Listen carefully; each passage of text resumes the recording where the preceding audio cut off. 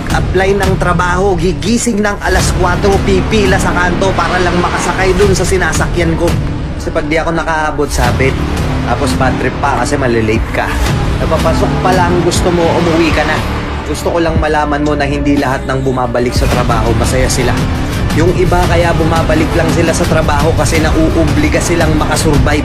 Makasurvive sa putang inang buhay na araw-araw, parang gano'n na lang. Yung pera mo kulang.